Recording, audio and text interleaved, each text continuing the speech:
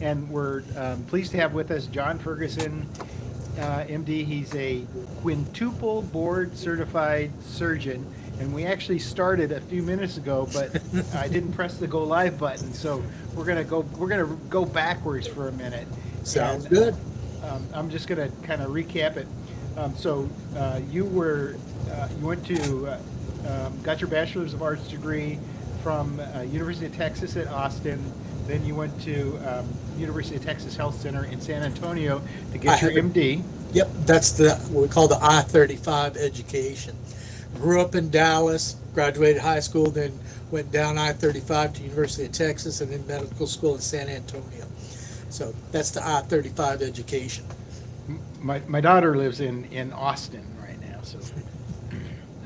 so then you went on to my alma mater in University of South Florida, and did you was otolaryngology? Did I pronounce that correctly? Yeah, ear, nose, and throat, head hole surgery. Yeah, that was your first specialty, and then you got another specialty at facial plastics and reconstructive surgery, and that is actually a pretty that's a pretty intense.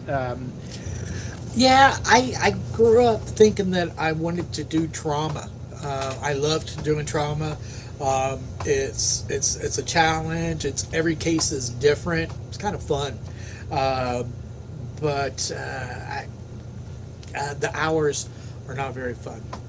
So, Mhm. um, and after 5 or 6 years of call, complete call for trauma, um, I just said, no, let's try something else. And as facial plastics, I did a lot of aesthetic surgery and cosmetic surgery. And so I decided to expand into body cosmetic surgery. Um, I've always been a laser nut, so I picked up the laser surgery board certification. Um, I don't even remember. It was one of those. I don't know. It was a fun test, and the funnest thing about the test was it was the first time I ever took a test that actually sourced an article that I had written. Hmm. That was kind of fun. Yeah, that is kind of fun. It's almost like cheating. Yeah. So you were in Alabama, and we talked about this when we hmm were off camera. You were in Alabama, and then you bought into a practice in Hawaii. The Um, guy actually pretty much gave it to me. It was the craziest thing.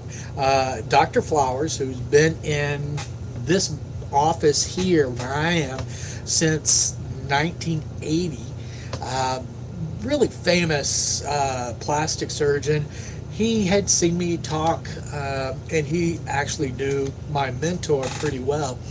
Uh, and just called me up one day because I was in Alabama and I didn't want to be living in Alabama anymore. It was much more of an island than it is here on this island. So he called up, and 6 weeks later, I was here. I had actually about a year and a half earlier, looked at a practice on the other side of the island, but it was in the boonies, and I didn't want to live in the boonies anymore. So I had a license, and I wasn't doing anything with it. So he called me up. Next thing you know, I'm on my way to Hawaii, and he's on his way back home to Alabama. Man, that's a crazy story. Yeah, That yeah. he I was was from actually Alabama. his family, the Fowers family, was pretty big in southern Alabama. On the west side, southern Alabama, they're the political ones. He always said his brother was on the committee that impeached Richard Nixon. I don't know. It was kind of weird. And then on the southeast side was the medical family. And I worked at Flowers Hospital in Dothan, Alabama. Uh, Really weird coincidence. So how long have you been in Hawaii? How long is when did you take over? June 1st, 2009. So it'll be 16 years in a Okay, so couple it's of been months. quite a while. Yeah, I mean, I, I don't know. I couldn't live anywhere else now. It's so much fun. So whatever island fever you had, you're over it. If you ever had that. No, I just don't want to. I mean, I want to travel more, but I always want to get back home. It's nice. I mean, my goal in life was to be a surgeon on an island near the beach where people vacationed. And there's the cruise ships about 100 yards over there. I live in Waikiki, about 2 blocks from the beach. It's great. It really Yeah. is. You. I'm going to ask you some questions about your Sure. practice in that. But actually, I really want to know what really kind of. I'm really into AI in a big way, and you kind of sparked my interest because I know that you are also really big into AI, and you sent me a website. Said, "Oh, take a look at this. Tell me what you think." And I was actually really impressed with the site and the way you put it up. And you said you only spent a few hours on it. I was hard pressed to even believe that. Yeah, it was a spur of the moment thing. But Well, it was more of a, I don't want to deal with other stuff. I'm going to do this. So you've talked on LinkedIn at length about AI and medicine. Can you pontificate a little bit about that? sure. It started about a year and a half ago, when I was made chairman of the American Board of Facial Cosmetic Surgery, our American Board of Cosmetic Surgery board exam. Now I'm in charge of the facial plastics also, or the facial cosmetic boards. And I had been writing questions for years, helping them out. And it's a pretty labor-intensive thing to make a board question. It minimum 4 hours. 10 articles. I mean, you got to pull things out, and then expect about every other one to get pulled, and everyone needing editing that you're going to have to go through. It's worse than writing a journal article. So I was doing that, and then they made me chairman, and there was nobody helping. It turns out for the previous years I had been doing all the writing anyway. So when I had the keys to the question bank and saw what was in there, I was like, oh my gosh, we need to write some more questions. And I couldn't get anybody to help. So I'm making questions, and then I just started playing with AI to write the questions.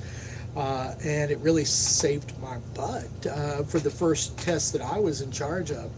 So I started playing with it, and figured out a way to kind of flip the whole question thing around. So instead of a question that's like, it's you got to protect it. There's security. That's like an armed guard following it around, or De Beers. And I was able to come up with an algorithm and a way to process content, very specific content, and make these questions. And it takes about 4 seconds for a question. I usually average about 1,000 during a football game, so about 1,000 every 3 hours, and those are 94% right now go through. Don't even need editing at all. I've never had one turned away. 6% need a little tweaking afterwards, but I got that process patent. But in the course of doing that, I got really interested in bias and hallucinations, and really started thinking about the way that people were starting to use AI, and I'm like, holy crap, this is wrong. This makes some major mistakes. Now, I mean, from what most people are doing, it's not too bad. But when you're an SME on something in a particular category, you gotta know more than the AI. And these questions that I would be given, the AI would just get them wrong and fight tooth and nail, thinking it was right. And so I kind of just got more interested in the ethical ramifications of using AI, especially in medicine. And we'll go into it later, but there is a difference between medicine and healthcare, and nobody was making that distinction. And it's a very, very important distinction. So I do have a startup that does make the questions for board exams. Open Evidence, when it came out last month, it can only get a 69. That's the highest score it's ever gotten on a test that I've given them of one of mine, is a 69%. And what? How much is Open? How much is that company worth? It's like some ungodly amount of. I mean, it's just. I cried when they came out with their paper that saying that, oh yeah, they got what, $12 billion, and then in mid-December they came out with a paper. Yes, we get 100% right on the USMLE. 400,000 doctors are using us. Don't do so well on specialty exams, but everything else we do great. Well, that's what I do. I make specialty exam questions. So I just sitting there after that paper came out and took 4 questions and just put them in there. And the very first question I put in there, it didn't even pick one of the choices in the multiple choice test. And then I started fighting it back and forth, going, see, this is really the answer. And go, no. I'd give it the paper. And so, yeah, I agree, that's it. But no, I'm right, you're wrong. I'm like, what the hell? So in doing that, in doing more questions, I was able to reverse kind of engineer what the problem is when it comes to the mistakes that AI makes. Because I had been for a year, this advocate of making sure that you have curated information. If you only have information that is deemed true, then you can't make a mistake. Well, open evidence proved that is not correct, and there's a way around that. It's pretty intensive, and we'll be building that hopefully in the next month or so. But the one thing that was truly annoying was its inability to say, oh yeah, you're right, I'm wrong. It can't do that. So I decided that it needs some humility. So I call it intelligent humility, and I build that into the LLMs that I build and make. Just the ability to say, I don't know. And it's my personal AI that I use all the time. That's, it knows. So tell me about that. As far as is this a product that you're going to come out with, or is this something that you're? No, it's just mine. It's just yours. It's like Jarvis or Kit or something like that. It's the dude, and it was an experience. It started out as an experiment on a completely curated database with triple indexing, all kinds of different stuff, and it just kind of grew from there. And I started adding different places to it, different memories, but always had built in that layer of it saying I don't know. It was very it had some humility, and it acted exactly like the Big Lebowski. that's kind of, it was just really chill, and so that it became the dude, and that it's great. I mean, it just helps with just about everything that I do nowadays, as far as coding. I mean, I write all my, well, I don't write on, the dude does most of that because it's built on Claude Sonnet. Originally 3, now it's on 4.5. Yep. And Not so, Opus though. not Opus. I do. It depends. Oh, now see, I'm talking AI. Now people who are watching this are going to say, what do they mean? So there's just two different versions of Claude. So sorry. Now, the reason why I initially started with, I picked Claude. Had no idea what I was doing, so I was saying I didn't want to use ChatGPT because that kind of seemed like the Walmart of LLMs, and so I happened upon Sonnet, or Sonnet, I guess now that we call it. I say Sonnet because my very first car I ever had was a 1970 Saab Sonnet 3, and that's the only reason I picked that to be the model that I use for just about everything now. And I just lucked out because I didn't know how to code, and at the time, I mean, that was certainly the top of the line vibe coding. Now, I mean, it can go either way, but that knows how I think. I can set all the agents that I want to have, and with it, and I'm sure there's some that are better and more powerful, but it works for me, just because of all the little things that I put into it, and I know what I'm going to get out. So there it is. That's the dude. So tell me how you use it in your practice. Well, first tell me about your practice. What's your primary focus in your? Do you use body contouring, facial stuff, or I do everything.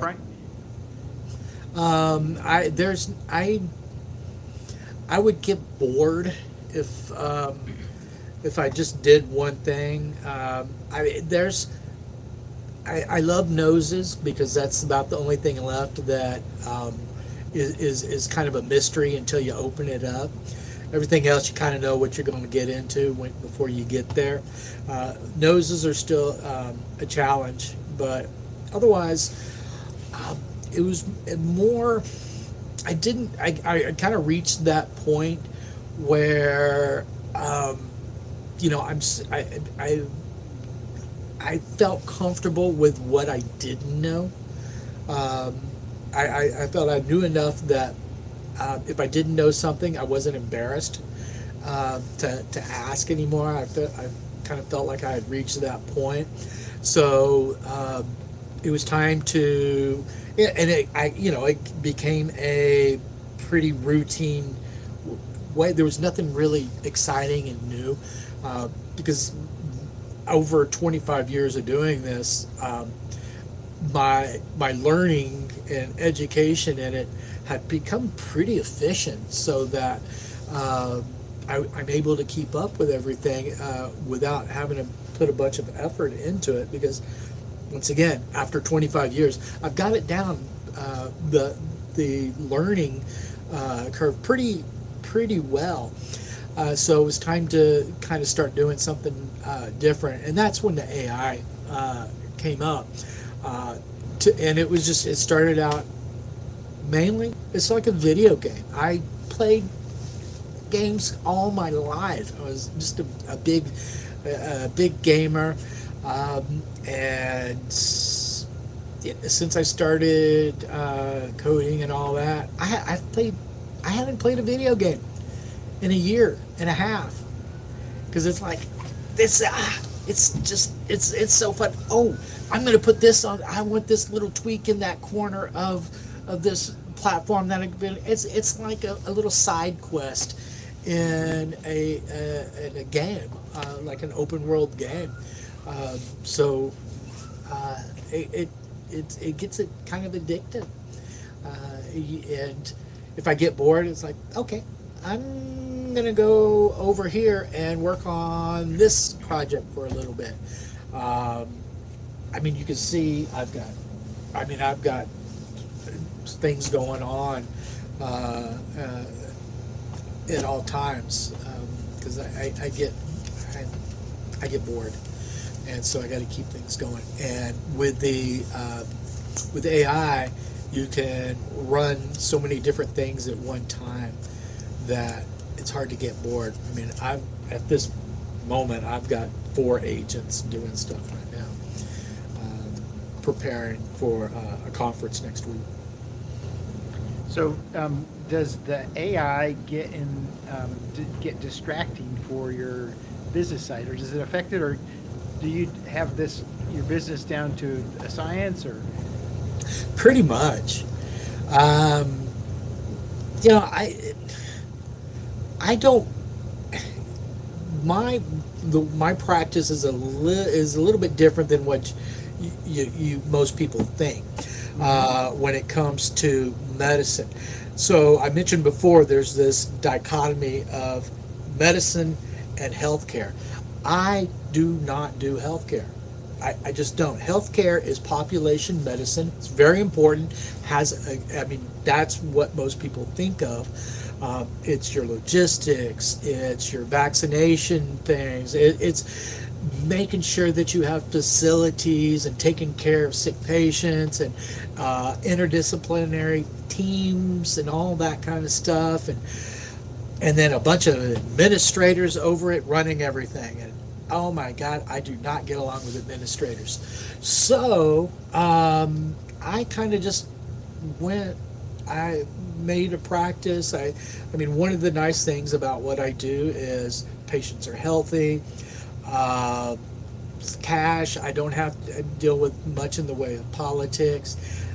And it gives me, I can take care of my patients better the way I want to. I kind of get a little anal about my patients, and from the moment they're asleep till the day they die, I'm like constantly hovering all over them. And when you got a lot of sick patients, that became pretty unbearable to my family. Now, most of the patients are healthy. I get to operate still, which that's the easiest part of being a surgeon, is operating, and it's also the funnest. I don't have to deal much with the politics of healthcare. I can do medicine. I would love to be able to do trauma, but I just don't like healthcare. It's just such a mess. January 13th, 2010 was the last time I admitted somebody in a hospital. Okay. And that. And you have what do you call it? Are you licensed within the nearby hospital if you needed to, or? Oh yeah. I mean, that's part of the accreditation process. Yeah. I have my own surgery center, fully accredited, state licensed, all that kind of stuff, and that's part of it. And in fact, AI takes care of. That was kind of the first thing I did in my practice, was get it to take the AI to take care of all of those administrative tasks that go along with having an accredited center, because it's just, oh my God, there's so much paperwork, there's so much thing. And I mean, in the hospital, they have 1,001 people that can do all that paperwork. Mm-hmm. Here I've got my wife, a couple of nurses, and somebody that puts my patients to sleep. And so my kind of acquiescence to healthcare is I keep my place accredited, which is a ton of paperwork. Mm-hmm. and meetings, and that's where AI doesn't get anywhere near my patients. It allows me to spend more time with my patients. I don't have to do any of that administrative stuff. So if you were looking at your practice now, is that something you still are interested in growing, or are you looking at kind of being static where you are? Or? I think it's time to I the problem that you run into is if I'm operating on somebody, I don't like to leave. And if I'm operating a lot, then I never get to leave the island. And last kid is graduating from high school in a few months, and my wife wants to travel. And it's hard to pack up your OR and jump on a plane to Italy. Now, if that, I can take that anywhere I want to go and do work like that. And that, so I see myself easing out of the yeah. So Yeah. your interests, your long-term interests, are more in the AI sphere. Is that something that you might want to turn into a business? Oh yeah, I see. I feel like I've kind of reached the epitome of where I thought I would, that I wanted out of a career in medicine. I mean, I've achieved all that I wanted to, and now it's time to do something else. I want to tackle something else, and this is pretty fun. Yeah, it's like playing a video game. It really is. I'm kind of with you there. I really enjoy the challenges of figuring stuff out with AI and in fact this not probably interesting to my audience, but just to show you we have some similar thoughts. I actually program my AI using, well, and I like to use Claude, but I put it in the project. You have to challenge me when you think that I'm wrong. You can't just agree with me. Yes. You have to challenge me because, well, ChatGPT is the worst about this. They agree with everything you say, but and they don't have as much flexibility in the program, I think, than ChatGPT. It is more mass market, but anyway, I do have some appreciation for that process. Yeah, I definitely.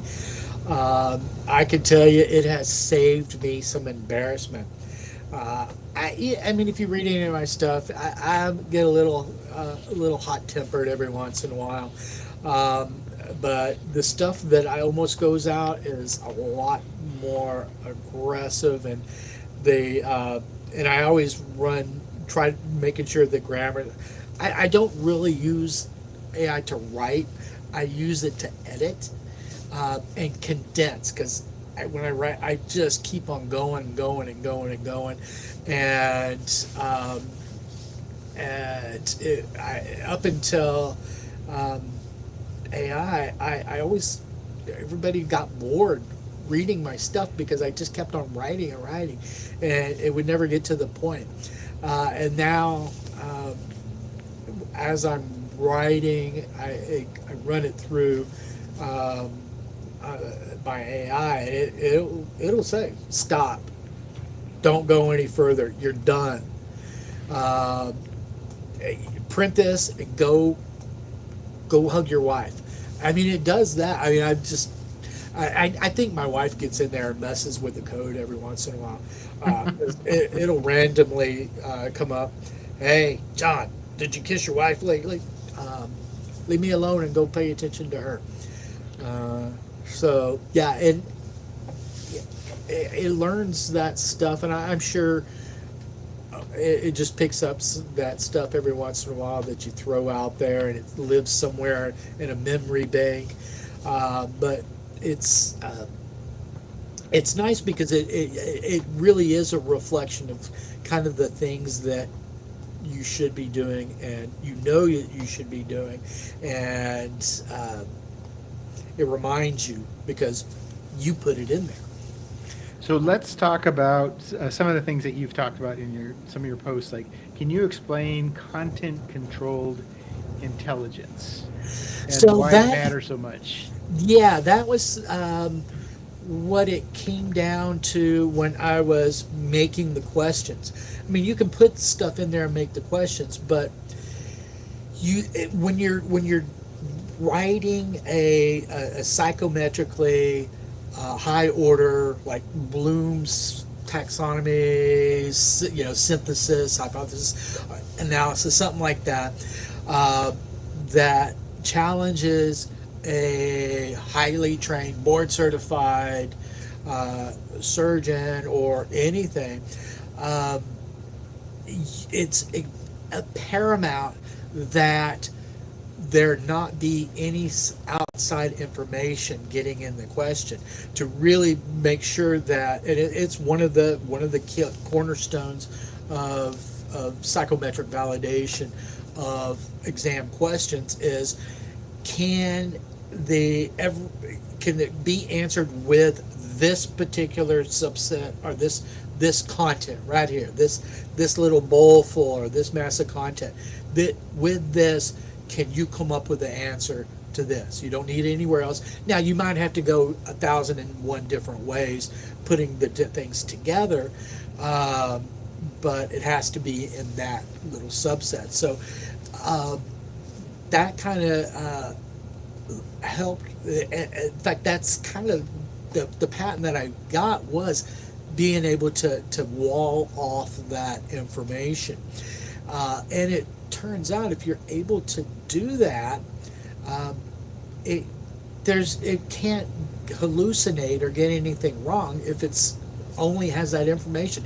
It's like Plato's cave, all those prisoners, they see the shadows on the wall. That's all they know. They can't make anything else up because they don't know what's going on. There is no world next to them or behind them. Their whole world is those shadows. And it was, before it was content driven intelligence, I called it controlled incompetence, is what, and my wife said, you can't do that. Because it really is, if you limit the knowledge, if you limit it, then it can't make stuff up, because it doesn't have the vocabulary. It doesn't have, it's just not there to make up. And that kind of became the mainstay of how I could make questions, and it doesn't matter what subject.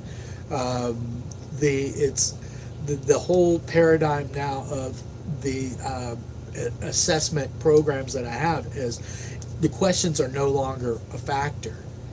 It's the content. Like when you're making a test, you have to rate everybody against each other, and this is what's heartbreaking, is you're sitting after a test and you have your committee, and then this consultant walks in and says, okay, here are the scores. You got to have a certain amount of people fail the test in order for it to be valid. And I'm like, what? And so you have to pick an arbitrary point, and everybody here fails and everybody over here doesn't fail. I always thought that I'm going to give you my little opinion on this. Is so I'm right next to Microsoft and have been here for and the one thing that they had these teams, and you'd belong to a team, and then they would decide that the lowest performing people on the team would get cut. And they did this year after year, and they stopped doing it probably about 5 or 6 years ago, or maybe the time that they really started growing again. But it was so what would happen is, if you had an exceptional team with a team of like 10 people and everybody was exceptional, there was one person that was going to get cut. Exactly. It drove me crazy. That it just broke my heart seeing that and their justification was, you know what, if it just has to be that, because if too many people pass, it goes against you.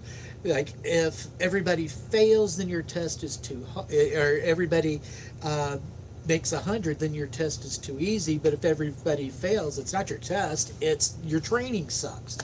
And it was heartbreaking to see that, to make that arbitrary decision on where it's going to be. And it's all based upon the fact that those questions, those items, those assessment items are the focus of everything. When we're talking about psychometrics and validation, it doesn't matter the subject, it doesn't matter the content, it's that question, that created question. And those questions have to be, it's like a diamond. You go in, it's so labor intensive to pull it out of the ground and then shine it and do all that kind of stuff, and it overinflates the value of it because of how much you got to put into it. And then you throw De Beers on top of that, and they put everything in there, and they hide it, and if it gets out, then everything's corrupt and you got to give it away. Well, you know what? What's the difference between one of those diamonds and a manufactured diamond? De Beers. There's nothing else. There's no other difference between them. It's just once artificially evaluated. So that's what you don't have to worry about the questions anymore. Security is no longer an issue because I can make the test 5 minutes before I can make the questions 5 minutes before the test, and they're perfectly validated because they're replicas of ones that have already been validated, and it's just changing the word, and kind of the idea around, but the little nugget that you're being assessed doesn't change. It's there. It just approaches it in different directions, but that formula is valid no matter which direction you go into it. So somebody takes 10 questions, great. They can have them. They knock yourself out. You don't have to memorize them because you're going to get one exactly like that, just a different case scenario. And if you get it right, okay, you didn't cheat. You know that. All right. Mm-hmm. After you've done it 10 times, if you can do it 11th time, then you know it. It's not a matter of memorization. You understand the concept. And so that whole idea of the question-centric examinations is no longer valid if you get rid of the value of the questions. Now the value is in the content. And you don't have to pit everybody against each other. I want everybody to pass the exams that I write. I think that's great because then that's 100% validation of our training programs. If you can pass that test, that's great. That's what I want, It just flips everything around, and it doesn't matter. It doesn't have to be medicine. I have modules that do engineering, law. Somebody said I couldn't do it on real estate, so I sat there with Claude on my phone and wrote an entire real estate module at a Mexican restaurant during lunch. Mm-hmm. You can. The whole process is independent of the content. You can plug any content in you want and it just spits it out. So now the value is in the content, not in the questions, where it should be. Yeah, and but you can take any content, put it into your system, mm-hmm. and turn it into a test. Is that basically how you're yeah. And it's not like, true false or recall questions. Mm-hmm. I mean these are, like I said, open evidence. Oh, I didn't. That was the earlier conversation I had. This is like my third interview today. Open evidence, when it came out, I mean, that was huge, but it gets 69 questions right, and the rest are wrong. so the questions are valid. I mean, but those same questions I give to my fellows, and they get them. They know it. So what do you think the danger is of like of a program like Open Evidence, or is there, you know? Over reliance. Well, I take that back. It's not over reliance. We are taught critical thinking. I mean, if a doctor, people say, "Oh, you're going to get lazy and you're not going to learn it." Oh, that's crap.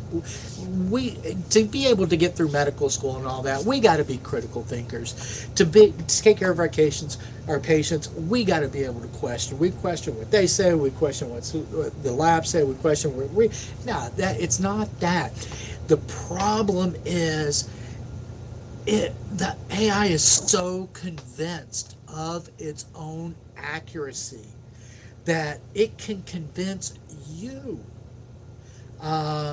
if you don't know enough. Like for me, if it spit out something on really obscure rheumatology or something like that, okay, sounds good to me. I don't know, but you have to, and that's if it spit out something on facial plastics or something like that, I mean, I'd know it in a heartbeat. But what happens is, and this is kind of getting into the nitty gritty of why we'd have to design things differently, is in medicine and most things in life, two things can be true at the same time, even though they're like, rheumatology, if a rheumatologist is looking at a joint and inflammation and all that kind of stuff, their treatment plan, their everything, and how they analyze it is accurate. It's right. Now an orthopedic surgeon comes along and does the same thing. The process is completely different. The treatment plan's different. They're both right. If you throw both of those right in the same LLM, the LLM is going to freak out. It does not like paradox. Conflict leads to just all kinds of weird stuff, and that's how I learned the problems with these LLMs was going back and figuring out why it got my questions wrong. And that's really the common denominator, is there's usually one little factor that came from over here, that, like, the very first one that I ever gave it was a butt implant. That's all it was. It was just a question on a butt implant of all things. And in implant literature, it's very important that it not be flipped over, because that's just poor form, and especially if you're near the heart or the brain. Butt implant, who cares? But in my realm, cosmetic surgery, the fact that it's flipped around has no bearing whatsoever of the symptoms. But if you're an implant, if you're doing orthopedic surgery, that is a huge thing. And so my question was coming from cosmetic surgery, and it was pulling in information from orthopedic surgery, trying to answer my question. And yeah, if I was an orthopod, it would have been right, but it wasn't even close to the options that I was offering. Anyway, so it failed just being able to take a test in the first place. So that kind of just kind of blew me away, because I had never thought about it. I figured if you use a curated database, everything in there is true, it can't hallucinate, it can't get things wrong. Well, it turns out it's too much. It is, I don't want to say the Walmart of LLMs now, that's still ChatGPT, but it's maybe the Best Buy, of LLMs is Open Evidence. And so that's where you got to be able to. It has to be able to say, okay, I don't know. Or I'm working on a neurosurgeon buddy of mine at Hopkins. He and I are working on stratification of factualness. I'm going to make that a word, factualness. I want that to end up being a word, because facts, there is a gray area, and a fact over here isn't necessarily a fact over here, but its factualness depends on who's looking at it. So it depends on the query itself, and you can quantify the factualness of two sets of data in relationships to each other based upon the query itself, and who's making it, because that makes a difference. That's kind of the next step, is not just saying I don't know or it's confusing. It's being able to quantify that, and be able to predict a little bit more of the accuracy based upon just who's asking the question. So where do you see yourself going with the AI over the next 6 months or year? All right. Well, there's the thing that I was all. I mean, I'm ready to conquer the world with the questions, the question writing software, because what I'm doing, there's a little ulterior motive, is if I get all these boards and everything to, put their content in a place and then spit out questions, and then I go over and get the cardiologists, and I go get the pediatric neurosurgeons. Oh, and now I'm going to go get the patent lawyers, and I'm going to go get the electrical engineers. Eventually, I'm going to have the largest repository of gold standard knowledge that there is. That's going to be cool, and that's going to be the brain that goes to Mars or something like that. It could just, you're taking every bit of that knowledge. But what you saw yesterday with the site of teaching patients and doctors to communicate together with each other with AI is probably going to consume the next. Is that something you want to let people go on and see it right now? Oh, they can. I mean, I can tell you that right here and right here is processing that. This over here is I turned it off because I didn't want y'all to see, but it's HeyGen is doing the videos. Mm-hmm. I made an avatar of the dude and gave him a pretty cool voice, and HeyGen is doing all the modules behind me for video. So yeah, people can go on. I will be. This was actually just. I had somebody asked me to do a talk on AI in the clinic at a cosmetic surgery meeting next week. One of my buddies, who's also given an AI talk, we were trying to top each other on who was going to have the coolest one. And next thing you know, I'm doing it. We are having the hotel get people to come in and hardwire all these things so we could go at each other, and it just this kind of evolved into, over the last 3 days, into a whole something that goes beyond just presenting something at a meeting. I mean, I didn't actually expect to put it out there at all, but I think I told you this. Somebody yesterday made some kind of comment in the middle in the morning and about doctors only after money and all that, and so I'm like, yeah, we are. Oh, here, this is free. There you go. go at it. It's got tons of resources. You can talk to your patients. It's got all these things. You can plug all these templates into your EMR. Here, yes, I'm only after the money. Have it. So it was really not planned on being out there, but it has gotten a lot of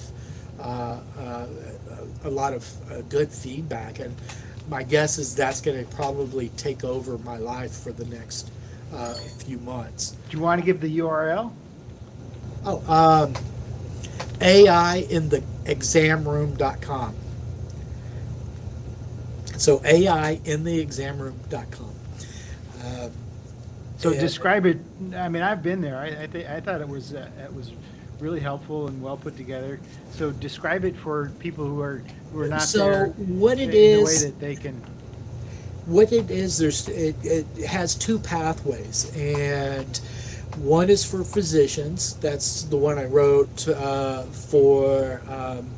The path that I was going to use is basically my presentation that I was going to give, and broke it into 10 modules to learn how to communicate with patients. I mean, there's some of us that, I have no problems. I have been telling my patients how to do it, how to do their own research for the last year. And I always ask all my consults or anybody, hey, have you looked this up?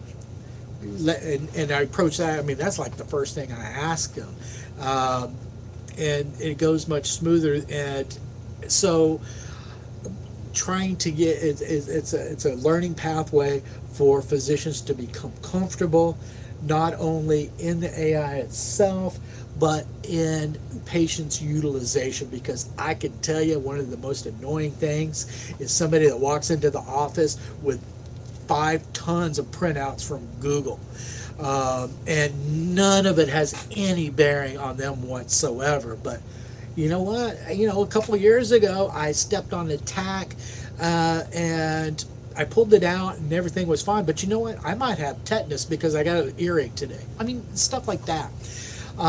So there's that part of it, but then there's another pathway for patients or people to how to interact, all the things that I go over with my patients, including my wife, that that's not really right. You're reading too much into that.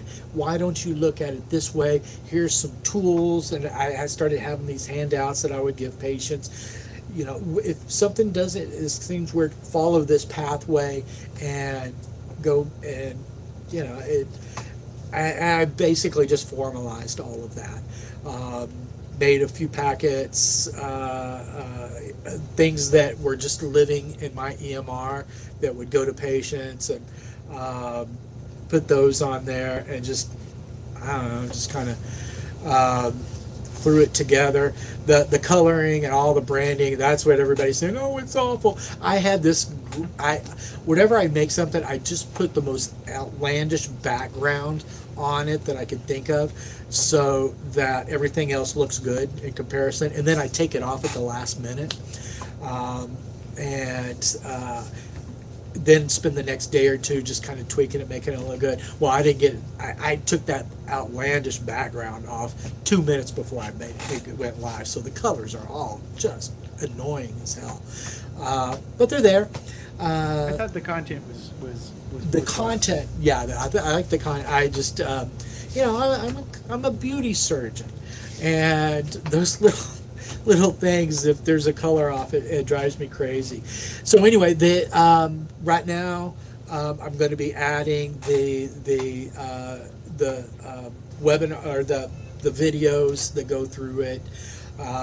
There is, it's too resource intensive and to have it out there in the public, but you can have a conversation back and forth with a facsimile of the dude.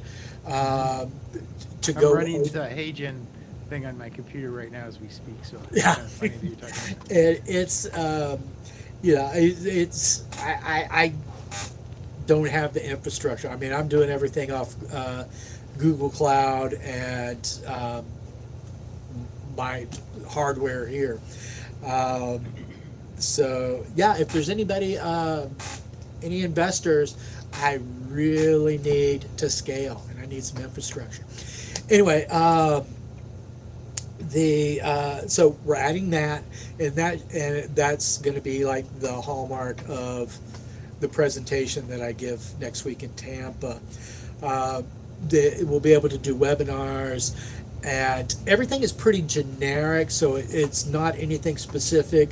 But I helped do some of the A/B testing for Claude Health, so I'm going to start integrating some of that. I didn't know it, but ChatGPT doesn't let you do the ChatGPT Health if you have a business account.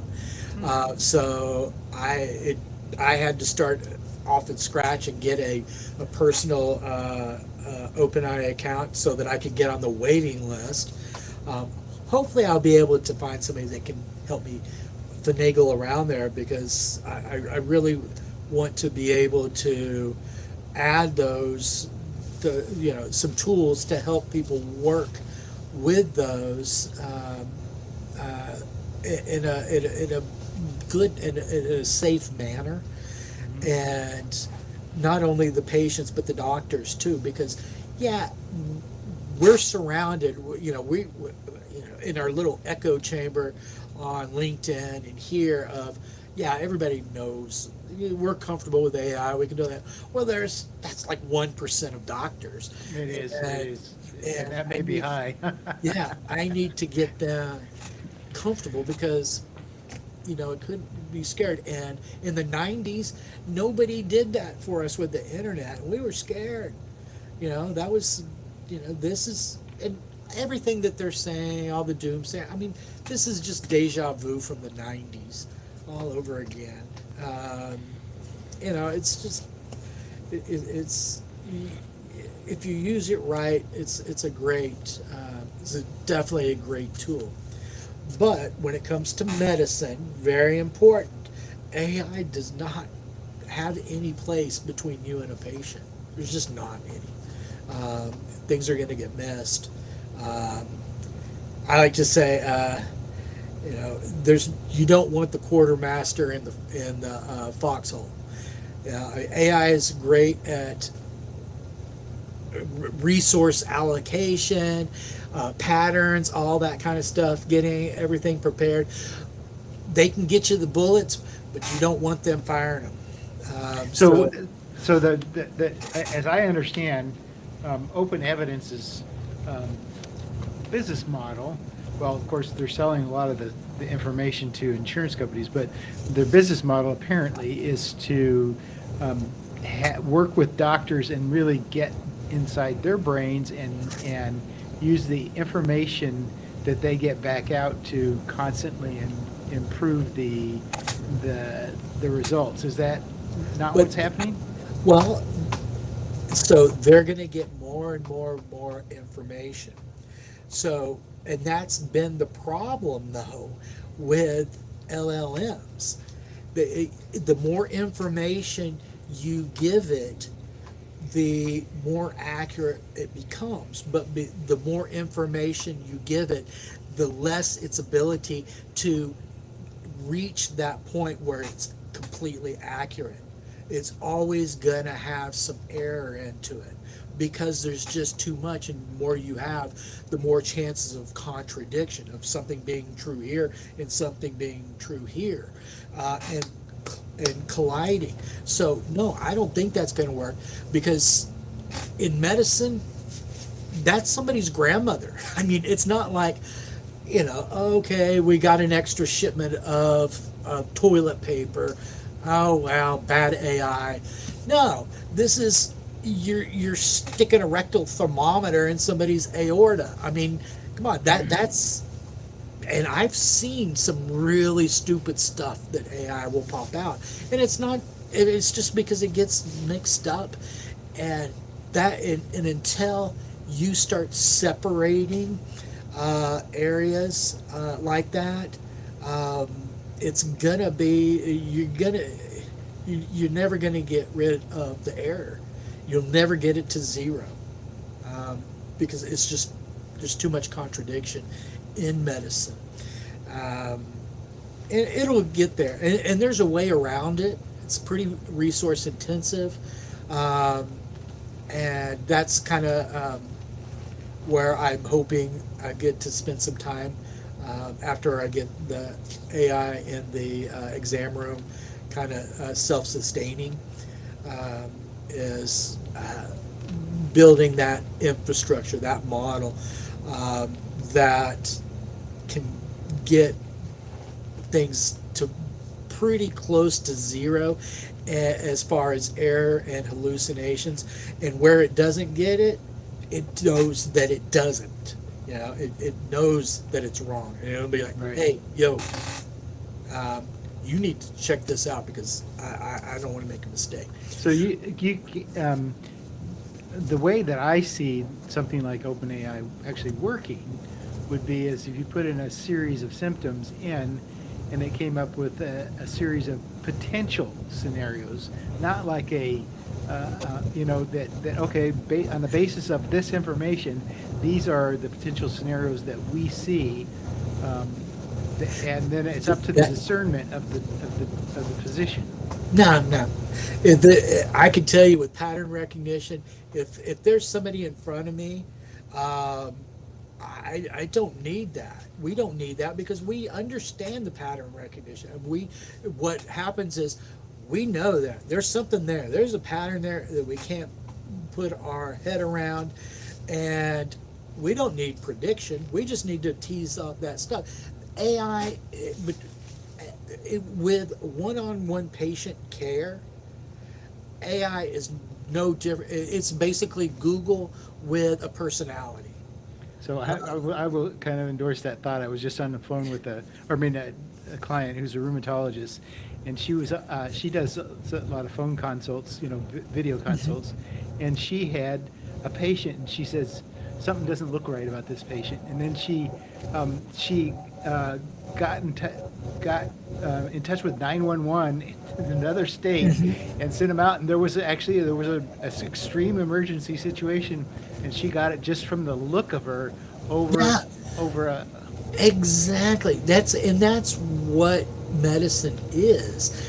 Now, putting in all of that data that you talked about, that serves a purpose. It does nothing for the patient that's in front of me, but it lets us know to have these resources available when we make that diagnosis, or we need to have this particular test available because we're going to have this predicts that we're going to have some.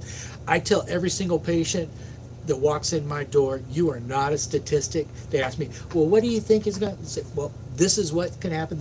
May happen, but I don't know what's going to happen to you. I don't, because once you're in, reaches so high of what you've done. Statistically, you've seen everything, and I've seen some crap. In the last 30 years of being a doctor, I don't get surprised anymore. But those bad things that can happen, those count for about 100 of the good things that happen. So those stick out in your head. And so I always tell the patients, you're not a statistic. I don't know.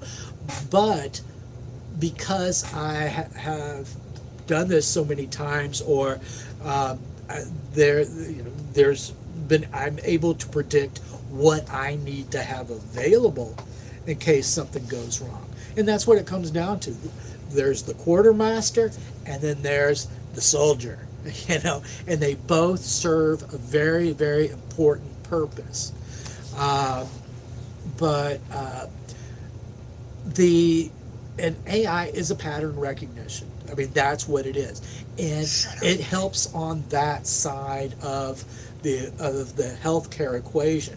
But the one-on-one patient, no. It'll give you, AI will give you a list of what it could possibly be. Well, that's what we do. That's called a differential diagnosis. That's the first thing you learn in medical school. You turn life into a multiple choice question. That's what we do with a differential diagnosis. And then you start picking apart and looking at each, following those. And honestly, if you're so clueless that you need to start just putting symptoms into an AI, then you probably shouldn't be doing medicine in the first place. Or you go do that administrative, that MPH stuff, the public health and population medicine. And that might be, and there's nothing wrong with that because it's definitely a needed skill set, but it doesn't help the patient, that individual that's in front of you. It just doesn't. Yeah. Okay, so I think we can wind it up about here. Let's see, how long have we been on? I have no idea. An hour. We went over an hour. That kind of surprised me. I didn't think we were on that long.